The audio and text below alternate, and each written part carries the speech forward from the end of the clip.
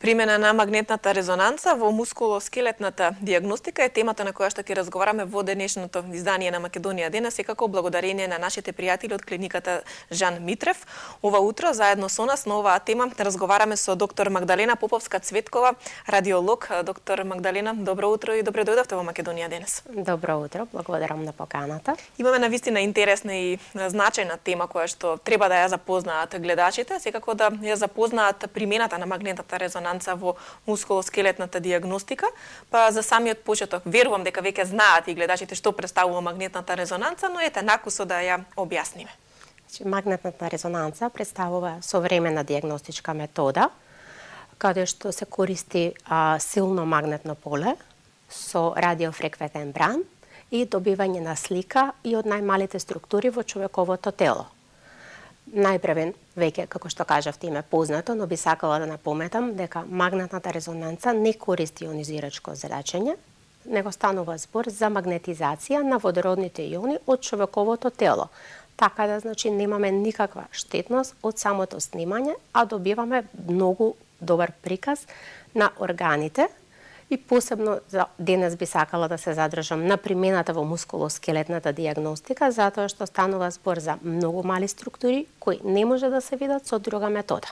Да, со друга метода, секако тука се X-зраците и компјутерскиот томограф. Можеме ли да кажеме која е разликата помеѓу магнетната резонанца, X-зраците и компјутерскиот томограф? Како што напоменав, кај X-зраците или на конвенционалниот рентген се користи ионизирачко зрачење, кај компјутерот истото, кај магнетот не. Тоа е првата разлика во однос на начинот на користење на магнетот. Во однос на другото, рентгенот представува почетна метода, каде што добиваме приказ само на коската. Не ги гледаме мекоткивните структури и затоа повикаме после посетата на ортопед почетна метода, доколку е потребно да се видат некои поголеми промени или скрашеници, фрактури или оние дегенеративни старечки промени.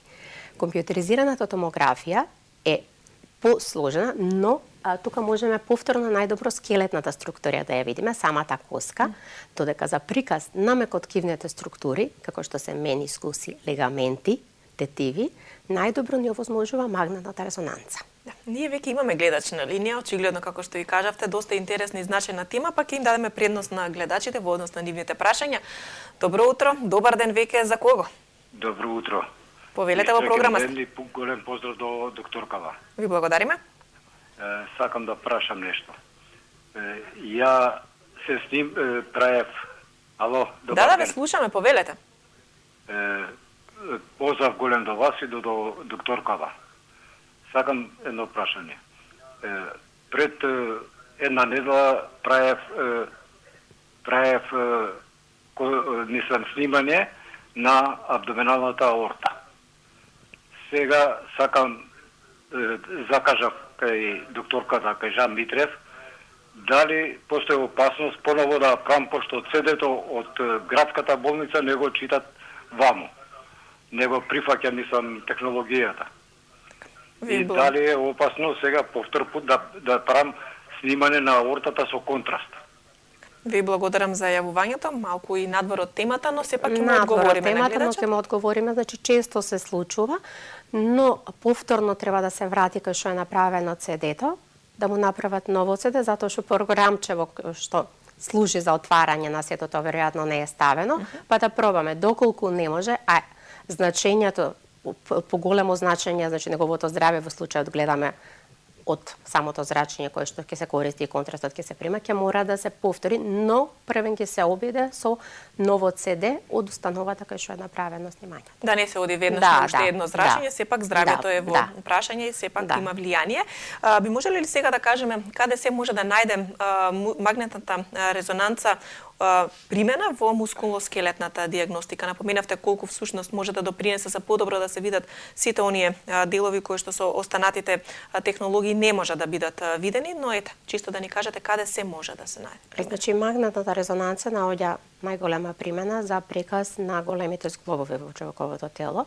Да напоменеме, значи рамениот зглоб, рамениот појас, структурите на рамениот појас најдобро и можам да кажем и единствена метода кај што ќе се добие добар приказ е за да се добијат, значи, самите тетиви, да се добијат лабрумите, кој што нема шанси да се види со друга метода, а е многу честа повреда при предни и задни луксации на рамен појас, и во тој случај неопходно се направи магнетна резонанца за да можат ортопедите понатаму да го знадат третманот. Потоа при коленото, како голем зглоб.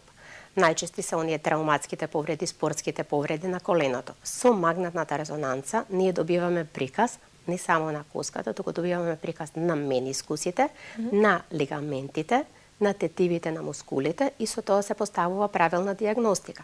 Најчести повреди на коленото, каде што имаме скинат лигамент, преден, заден. При сите кај спортистиве, па и кај нас, мислам, кај најчести ваши пациенти. Да, најчести пациенти се тие, но и сега во време на скијање, зимскава сезона, значи кинење на лигамент преден в крстан, значи метода на избор е магнетната резонанца. При повреда на менискусите, руптура, метода од избор магнетната резонанца. Значи тетивите, повреда, повторно ќе споменам спортистите, при скинат мускул се почнува со ултразвучен преглед, но магнетот ја поставува диагнозата да се утврди градусот на скинатиот мускул и да се знае понатамошниот третман. Скочниот зглоб, сите повреди, значи на тетиви, лигаменти, се гледаат со магнетна резонанца. Многу значаен дел од нашиот живот се болки во грбот. Присутни кај скоро секој човек. Со магнетната резонанца добиваме приказ на рабетниот столб и утврдуваме постоење на дискус хернија, како многу честа патологија.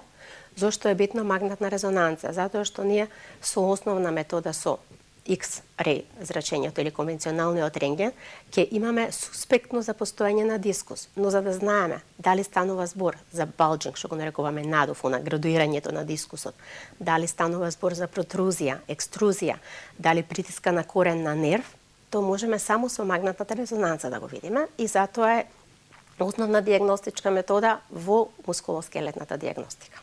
Имаме повторно гледач на линија, секако не чека додека го завршиме ова излагање на докторката, но ете му даваме предност, велиме добар ден за кого?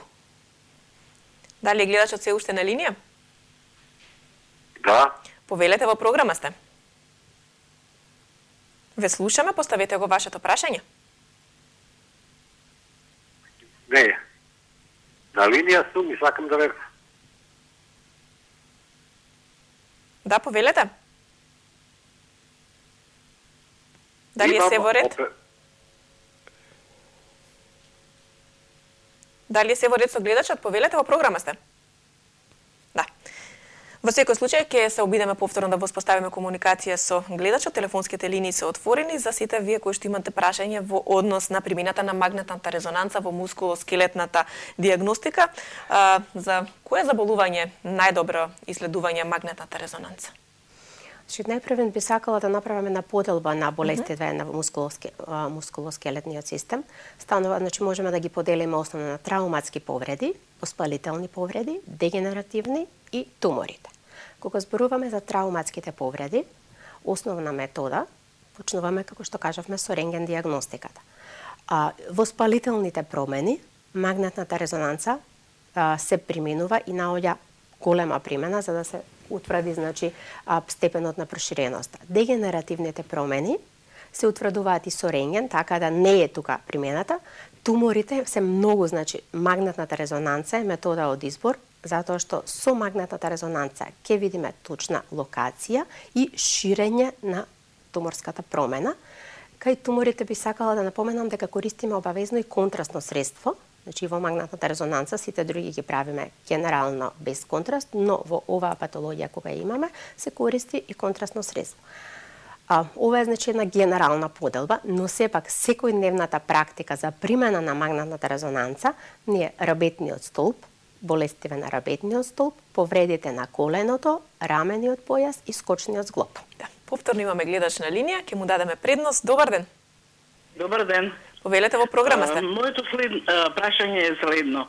Значи, прво почувствував мала болка во скочниот зглоб и оток. Значи, потоа болката се зголеми, се зголемуваше до неиздржливост. Сега болката ми стивна, отокот е остана, значи 9 месеци ми стои отокот. Без на ортопед, направив рентген снимка, ми рекоа дека нема скршеница, све е во ред. Без на реуматолог, исто не е на реуматска база. Доплер направив и тоа е во ред. Така да не може да ми најдат точна диагноза. Со тоа што еве пред месец дена, значи сега болките во скочниот зглоб ми се намалија, скроз да речеме, многу ретко и многу малку ме боли, но страшни болки имам сега во коленото. Не сум била на лекар, мислам сега за коленото. Не знам што би ми препорачала докторката. Мислам не сум паднала, немам некои скршеници. Да. Ви благодариме за тоа е моето прашање. Јавувањето во конкретниот случај на гледачката. Во конкретниот случај, значи гледачкава има направено рентген, каде што се гледа фрактури, како што споменавме, но приказ на мекоткивните структури, како што се тетивите и лигаментите, не е затоа што самата техника не овозможува. Значи, јас си препорачувам да направи магнетна резонанца, каде што ќе се видат тетивите и лигаментите на ниво на скочниот зглоб, затоа што може да има некој воспалителен процес околу тетивите на мускулите или некој од тие помалите лигаменти скинати, кои што го прават тој оток и таа хронична болка, а метода од избор дефинитивно е магнетната резонанца. А болката во коленото сметам ради оптеретување на коленото, штедење на ногава дека настанал. Со тоа што може би настанало и некоја дегенеративна оштетување и на менискусите на коленото. И тоа повторно, но прв чекор сметам магнетна резонанца на скочниот зглоб за да се видат тие мекоткивни структури, лигаменти и тетиви. Да. Се надам дека е задоволна гледачката од одговорот. За повеќе секако дека мора да се оствари средба со доктор за да се видат сите потребни информации. Ние продолжуваме понатаму, имаме повторно гледач на линија, секако го вклучуваме во програма. Добар ден. Добар ден. Повелете, ве слушаме. Поздрав до вас и до докторката. Имам едно прашање. Повелете. Муж ми испод колено, позади на тоа вената има некој чворак израснето.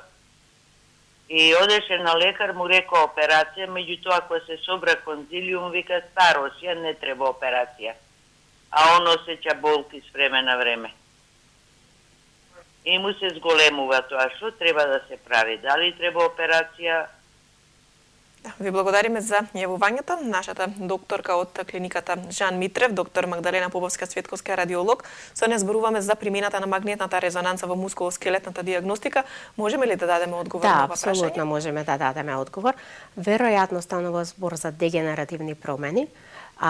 Би сакала да напоменам дека во консултација со ортопед, првен треба значи ортопедски преглед, па да се направи кај пациентот магнетна резонанца. Зошто? Затоа што можеби постои според описот на клиниката што ја кажа пациентката, Бекерова циста, која е една формирана значи колекција на течност, која го ограничува движењето и прави болка. На магнетната резонанца би ја виделе точна локација и во консултација со ортопеди веќе се одлучи дали треба да се прави пункција за да се отстрани, дали треба да се прави некој третман, но ортопедот ќе има многу појасна представа за причината за таа болка врз основа на снимањево со магнет. Се надевам дека и оваа гледачка е задоволна од одговорот. Имаме повторно гледач на линија. Велиме добар ден за кого? Ало, добар ден. Повелете, во програма сте. Ве слушаме? Да, ве слушаме, повелете. Слушате? Да. Видите, се работи за жена ми. Она има повремено грчеви значи во ногите. Сега пред некој ден се деси, значи не можеше да иде. Скроси се укочија ногите. Јас си реков, викам, дај да земеме магнезиум и дадовме магнезиум да се напие, малку и попушти. Тоа, ама 1-2 дена ја држеше. Порано се дешавало, значи, кога ќе ја фати грчот, ќе ја пушти побрзо. Сега не знам што беше ова прв пат се дешава. Од стапалото, значи, нагоре прстите и целата нога. И она фактички беше непокретна, може би 1-2-3 минути, не можеше да се движи, после полека се пушти, отидовме, земавме значи, магнезиум, го испи магнезиумот и помина, ама ја држеше 1-2 дена. Никакви прегледи досега немате направено? Ова? Никакви прегледи досега немате направено? Не, на тоа немало потреба, мислам, да прави преглед, пошто пуштало прв пат било ова и не сме отишле нигде, сега беше тоа пред некој ден. Добро, ви благодарам за јавувањето. Што би можело да биде причината за оваа состојба на господјата? Значи, една од причините за оваа состојба може да станува збори за некој дискус хернија, тоа е значи состојба најчесто на лумбалниот дел од дрвбетот, каде што може да го зафати нервус ишиадикус и да ги прави тие болки и стегања во ногата. Тука би се задржала значи на примената на магнетната резонанца со тоа што имаме можност не да се снима за разлика од другите регии по сегменти за магнетна резонанца на ребетен столб од еднаш целиот ребетен столб. Значи кај пациенти кај кои немаме дефинирана регија кај што е болката, се прави магнетна на цел ребет, значи вратниот сегмент од ребетот, торакалниот и лумбалниот и утврдуваме со едно снимање каде е причината, дали потекнува од ребетниот столб, на кое ниво е дискусот, степен градуирање на дискусот и потнатаму во консултација со ортопедот да се одлучат за третман. Така да предпоставувам како најчеста причина за таква засегнатост е дискус хернија во лумбалниот дел, но без диагностика и исследувања не можам ништо да. Ке мора секако господјата да се упати на доктор да се направат овие прегледи за да понатаму нели ги немаат овие проблеми додека е време да се реагира доколку постои потреба од истото тоа. Имаме повторно гледач на линија, моите прашања ќе ги оставиме можеби за крај доколку има време, но сепак им даваме предност на гледачите. Добар ден за кого? Само намалете го тонот на телевизорот па да можеме подобро да ве чуеме. Добар ден. Добар ден.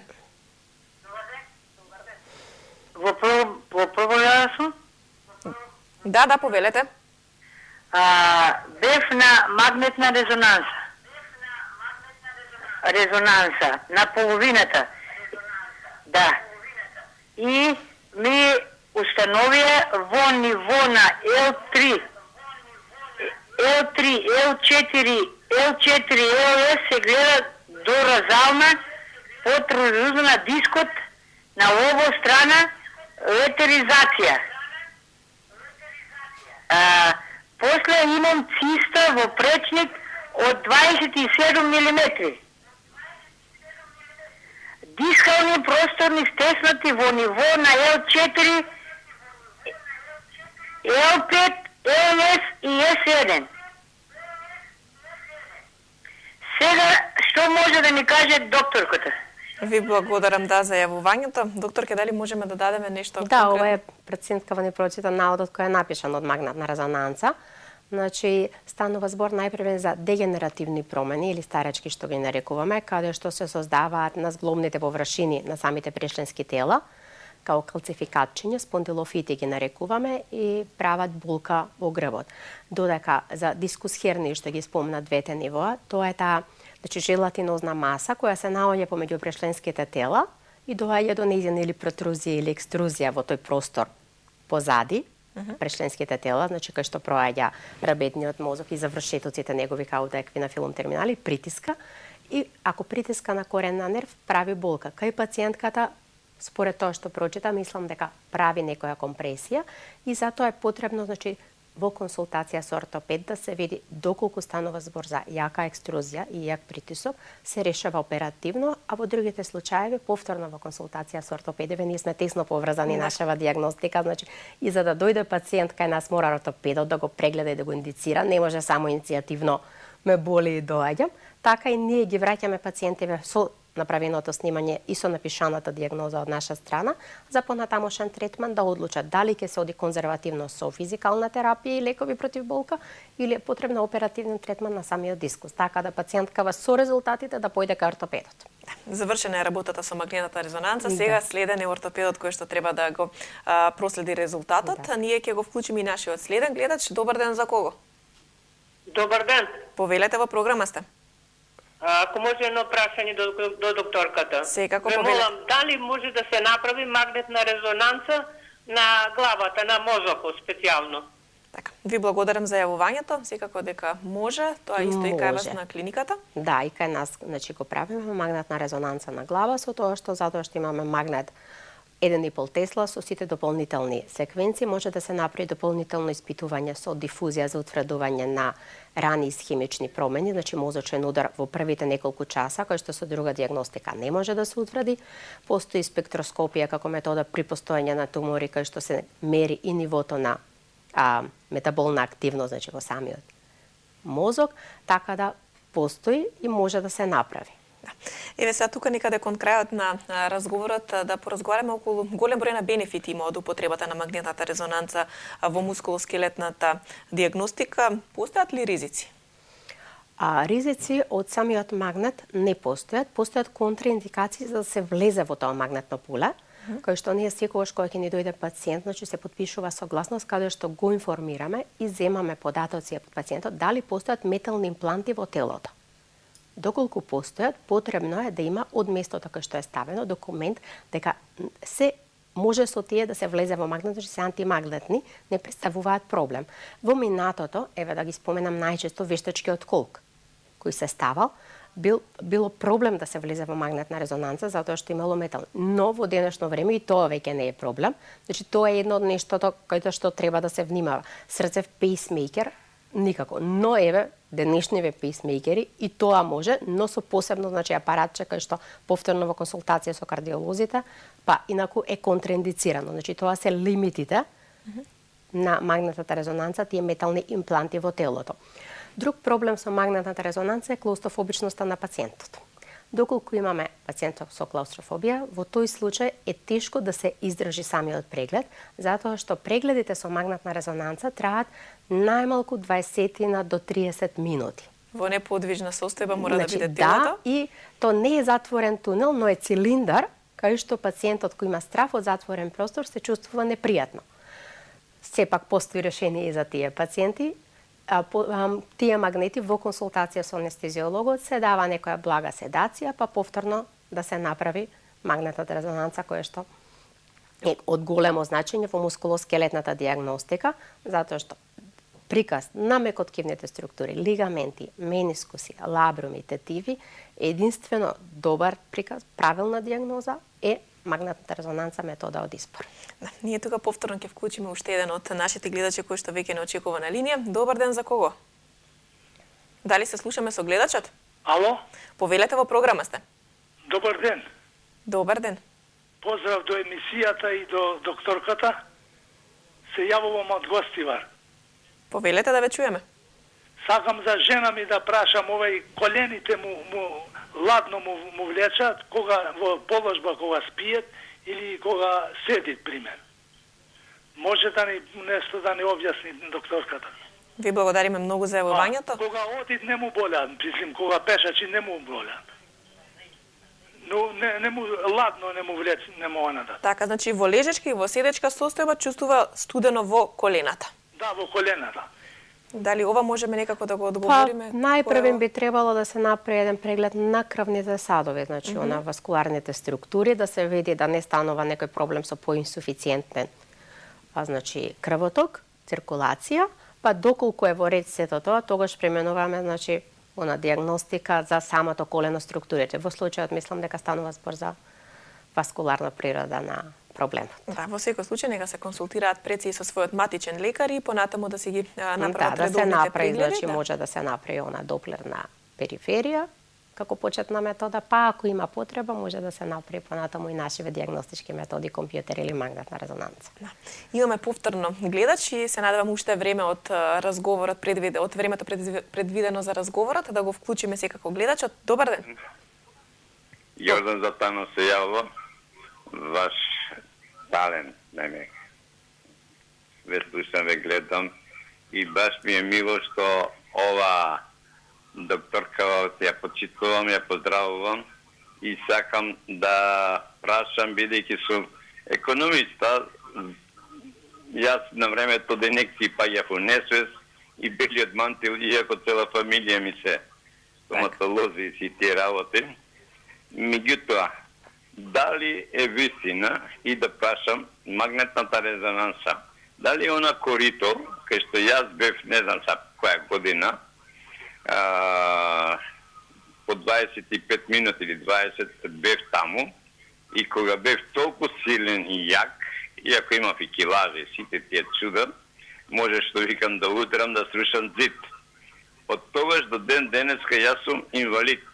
После тоа во коритото, ше првото легнување во коритото, тоа свемирско за ракета, што го викам, и мораше сестрата таму да ми помогне за да станам, откога си легнав убаво, како здрав, прав, што може да станам, од тогаш до ден денеска јас не можам да се опоравам. И се некои други ситници ми се случуват, меѓутоа тоа е основата кога јас ја изгубив силата во себе.